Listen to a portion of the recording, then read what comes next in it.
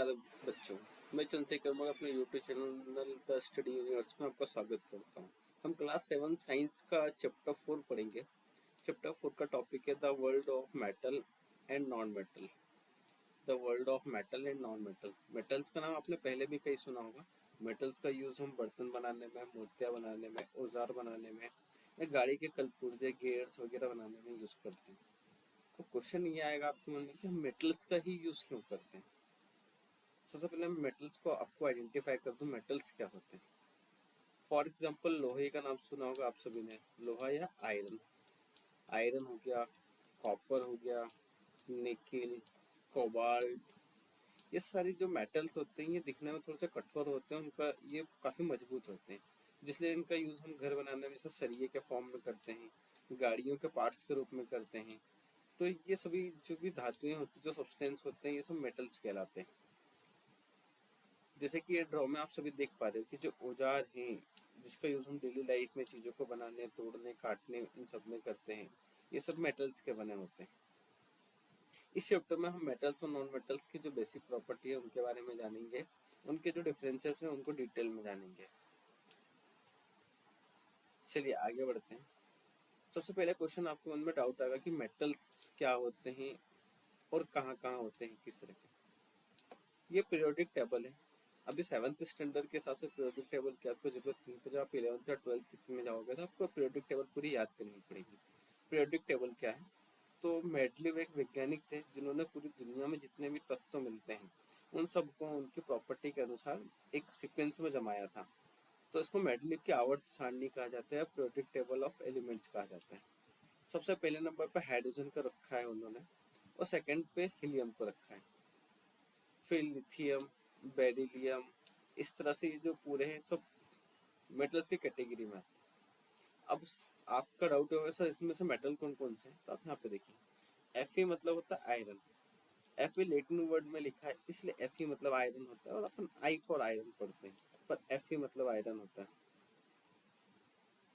Co मतलब cobalt, nickel, copper, zinc. ये जो पूरी टेबल है यहाँ से यहाँ तक की जो पूरी लाइन है ये सब मेटल्स की है। मेटल्स में ये सब भी आते हैं, पर हार्डली ये वाले जो मेटल्स होते हैं, ये वाली लाइन, इसका यूज हम डेली लाइफ में काफी ज्यादा करते हैं। ये वाली लाइन जिसको आप देख पा रहे हैं। तो पीरियोडिक टेबल में बस ये जानने के लिए कि मेटल्स कहाँ पे होते हैं, तो ये डी ब्लॉक में होते हैं। कौन कहाँ पे होते हैं? तो डी ब्लॉक में। तो ये मेटल्स है। मेटल्स में आयरन, निकल, कोबाल्ट, जिंक, ये आपको याद होना चाहिए।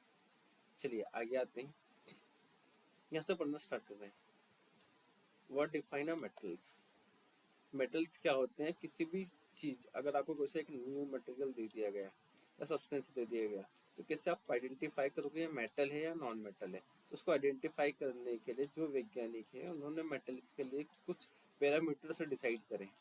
जैसे एक कोई व्यक्ति है, अगर आपके लिए क्या पैरामीटर स्टार्ट डिसाइड किए गए कि आप स्कूल में पढ़ सकते हो, तो आपकी एज कम से कम 3 साल की होना चाहिए। तो ये वैज्ञानिकों ने डिसाइड किया है कि 3 साल में एक बच्चा इतना मैच्योर हो जाता है कि वो किस स्कूल में पढ़ने आ सकता है। तो ऐसे ही उसके मेटल्स के लिए पैरामीटर डिसाइड किया। तो उसकी कुछ फिजिकल प्रॉपर्टी के रूप में हम पढ़ेंगे। What is malleability. उसको हिंदी में कहते हैं आघात वर्धनीयता। तो property of metal that's allow them hammering.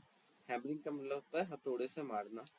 Pressing, pressing का मतलब होता है किसी भी चीज को दबाना। जैसे आप सभी ने शॉर्ट्स की रील्स में देखा होगा, इसे एक पिटसन होता है जो किसी भी चीज को ऐसा दबाता है और वो बिल्कुल चपटा हो जाता है, उसको कहते हैं प्रेसिंग। और रोलिंग, रोलिंग का मतलब होता है उस चीज को ऐसे गोल गोल गोल गोल चादर के फॉर्म में लपेट देना, रोलिंग विदाउट क्रैकिंग और ब्रेकिंग। तो आपने लोहे की चादर या स्टील वाली ऐसी कॉइल से देखी होगी जैसे गोल गोल लपेटी होती है। तो जो मेटल्स होते हैं उनमें रोलिंग का, प्रेसिंग का और हैमरिंग का। हैमरिंग का जब आप उसको हथौड़े से मारते हो तो जल्दी से टूटती नहीं। विदाउट क्रैकिंग और ब्रेकिंग, ये जो प्रॉपर्टी होती है ये कहलाती है मेलाबिलिटी। तो व्हाट इज मेलाबिलिटी? तो property of metal that's allow them hammering, pressing और रोलिंग विदाउट क्रैकिंग और ब्रेकिंग, इट्स कॉल्ड मेलाबिलिटी। अब आते हैं डक्टिलिटी। डक्टिलिटी का मतलब होता है लचीलापन। तो जो मेटल्स होते हैं स्पेशली जो गोल्ड होता है, तो गोल्ड से सब पतले पतले से वायर से बनाए जा सकते हैं। जैसे गोल्ड का अगर इतना बड़ा एक टुकड़ा है तो इसको स्ट्रेच करके आप बिल्कुल पतले पतले पतले पतले बहुत लंबा वायर बना सकते हैं। तो डक्टिलिटी का मतलब होता है किसी भी चीज को खींच पाने की क्षमता या उसका लचीलापन। जैसे रबड़ को आप खींच सकते हो ना, ऐसा लचीलापन। पर रबड़ को एक स्टेज का आप खींचोगे तो टूट जाएगी, ये लचीलापन। तो what is ductility? Property of material, how well a material can stretch. Stretch का मतलब होता है किसी भी चीज को खींचना। यहाँ पे एक नोट है कि 1 gram of gold can be stretch into a wire approximately 2 kilometre. कितना? 2 किलोमीटर। अगर क्वेश्चन ऐसा है एग्जाम में कि सबसे ज्यादा जो डक्टाइल एलिमेंट है या डक्टाइल मेटल है तो वो कौन सा है? तो गोल्ड। कौन सा है? तो गोल्ड। गोल्ड। चलिए आगे बढ़ते हैं क्वेश्चन नंबर 3 पर। क्वेश्चन नंबर 3 है व्हाट इज सोनोरिटी? सोनोरिटी का मतलब होता है साउंड। जब हम किसी भी धातु पे, जैसे मैं इस पे अगर एक चम्मच से मारूंगा तो आवाज अलग आएगी, इस पे मारूंगा तो आवाज अलग आएगी, और चाकू पे किसी चीज से मारेंगे तो आवाज आएगी अलग आएगी। जो साउंड होता है, साउंड अलग अलग आता है। और आपने देखा जो घंटी होती है मंदिरों में, जो घंटी होती है, जो बेल होती है, जब बेल को हम बजाते हैं तो एक अलग ही साउंड प्रोड्यूस होता है, एक वाइब्रेशन क्रिएट होता है। तो वो हर मेटल के साथ होता है। तो सोनोरिटी क्या है? To produce a clear ringing sound, ऐसा साउंड जो कंपन करता है हमको क्लियर आसानी से सुनाई दे, तो sonority. What is sonority? To produce a clear ringing sound. ये मेटल की प्रॉपर्टी होती है। अगर आप किसी लकड़ी पे मारोगे तो साउंड आएगा पर वो रिंग नहीं करेगा, वो बस ठक की आवाज करके रुक जाएगा। क्वेश्चन नंबर 4 है why cooking vessel handles are often made from plastic और रिलेवेंट पॉलीमर्स। आप सभी ने देखा होगा कि घर पे जब आप खाना बनाते हो तो जो भी आपके घर का बीकर होता है, पैन होता है, उसका जो हैंडल होता है वो प्लास्टिक का होता है, फिर लकड़ी का बना होता है। जैसे तवे के अंदर लकड़ी की मुखिया लगी होती है, इसमें प्लास्टिक का कवर चढ़ा होता है, ये प्लास्टिक नहीं होता है, ये पॉलीमर होता है। तो ये सब इसके क्यों बने होते हैं? तो जाहिर सी बात है कि जब हीट मिलेगी इसको तो ये गर्म होगा, ये गर्म होते होते यहाँ तक जाएगा। अगर ये भी लोहे का हुआ जिससे आप खाना बनाते हो, या फिर कोई सी भी सब्जी है जो गर्म है, जो आप उसमें कलछुल डाल लेते हो तो आप फील कर थोड़ी देर के बाद में कलछुल पूरी तरह से गर्म हो जाता है, तो जब आप उसको छूते हो तो आपका हाथ चेट भी सकता है। इसीलिए इस पे अलग कोटिंग चढ़ाई जाती है पॉलीमर की, due to low condensation of heat. क्योंकि जो ये मटेरियल होते हैं ये हीट को आसानी से ऑब्जर्व नहीं करते, चीज को गर्म नहीं होने देते। चलिए आगे बढ़ते हैं।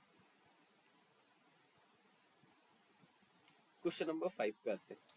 Difference between metal and non metal based on the their property and chemical property.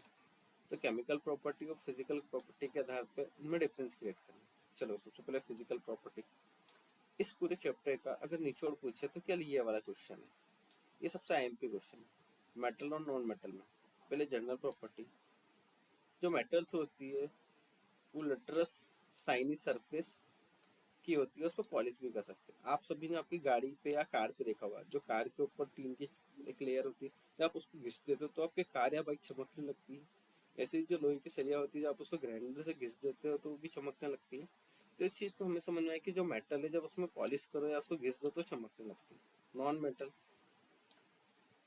Non metal लटरस होते हैं, डल सरफेस होती है, कैन नॉट बी पॉलिश, उसको आसानी से पॉलिश नहीं किया जा सकता, या फिर थोड़े समय के बाद में अपनी चमक को खो देती है। State of matter. मोस्टली जितने भी मेटल्स होते हैं वो सॉलिड होते हैं अपार्ट फ्रॉम मर्क्यूरी। मर्क्यूरी एक ऐसा मेटल है, मर्क्यूरी वो एलिमेंट है जिसको थर्मामीटर में यूज करते हैं। डॉक्टर के पास जो थर्मामीटर होता है उसमें मर्क्यूरी का यूज करते हैं, वो लिक्विड फॉर्म में पाया जाता है। नॉन मेटल सॉलिड भी होते हैं, लिक्विड भी होते हैं, और गैसियस स्टेज तीनों स्टेट में पाए जाते हैं। जबकि सॉलिड कौन, और जो मेटल्स होते हैं केवल सॉलिड स्टेज में पाए जाते हैं। हार्डनेस। अब जो सॉलिड होंगे वो हार्ड होंगे और स्ट्रॉन्ग होंगे, और जो नॉन मेटल्स होते हैं वो सॉफ्ट होते हैं और ब्रिटल होते हैं, जिसको आसानी से तोड़ा जा सकता है। जैसे कोयला हो गया, आप कोयले पे अगर आप एक हथौड़ा मारोगे तो कैसा हो जाएगा, टुकड़ों टुकड़ों में टूट जाएगा। मेलाइबिलिटी। तो ये मेलिएबल होते हैं या नॉन मेलिएबल होते हैं। डक्टिलिटी। तो जो मेटल्स होती है वो डक्टाइल होती है और नॉन डक्टाइल। अभी ऊपर हमने पढ़ा। मेलाइबिलिटी का मतलब होता है किसी भी चीज को तोड़ मरोड़ के एक चादर के फॉर्म में कन्वर्ट करना, और डक्टिलिटी का मतलब होता है उसको स्ट्रेच करना, खींच पाना। Condensation of heat and electricity. जितने भी मेटल्स होते हैं वो गुड कंडक्टर होते हैं, इलेक्ट्रिसिटी के भी और हीट के भी। और जो नॉन मेटल्स होते हैं वो पुअर कंडक्टर होते हैं, जैसा पॉलीमर्स हो गया, प्लास्टिक्स हो गया, ये पूरा कंडक्टर की कैटेगरी में होते हैं। मेल्टिंग पॉइंट इनका हाई होगा, इनका मेल्टिंग पॉइंट लो होगा। बॉइलिंग पॉइंट मेटल्स का हाई होगा और नॉन मेटल्स का लो होगा। उनकी कुछ केमिकल प्रॉपर्टी पे आते हैं। तो कोरोजन, ये कोरोसिव प्रॉपर्टी के होते हैं, नॉन कोरोसिव प्रॉपर्टी के होते हैं। कोरोजन या कोरोसिव का मतलब होता है किसी भी चीज़ का क्षरण होना या उसका खराब होना। जैसे लोहे में जंग लग जाता है, तो मेटल्स में जंग लगते हैं इसलिए कोरोसिव प्रॉपर्टी के हैं, और लकड़ी में जंग नहीं लगता तो नॉन कोरोसिव प्रॉपर्टी के। वैलेंस इलेक्ट्रॉन्स, तो जो मेटल्स होते हैं उसमें इलेक्ट्रिसिटी फ्लो होती है, जिस भी चीज़ में इलेक्ट्रिसिटी फ्लो होती है तो वो कोई सी भी केमिकल रिएक्शन उसमें इलेक्ट्रॉन देते हैं। क्या करते हैं, इलेक्ट्रॉन देते हैं और ये इलेक्ट्रॉन को गेन करते हैं, इलेक्ट्रॉन को लेते हैं। इलेक्ट्रोनेगेटिविटी इनकी लो होती है और इनकी काफ़ी हाई होती है। तो इसी के साथ में ये चैप्टर हमारा कंप्लीट होता है, जिसका मेन पार्ट ये है। इसके अलावा इस चैप्टर में और भी क्वेश्चन है जिनको हम आगे की क्लास में देखेंगे। धन्यवाद।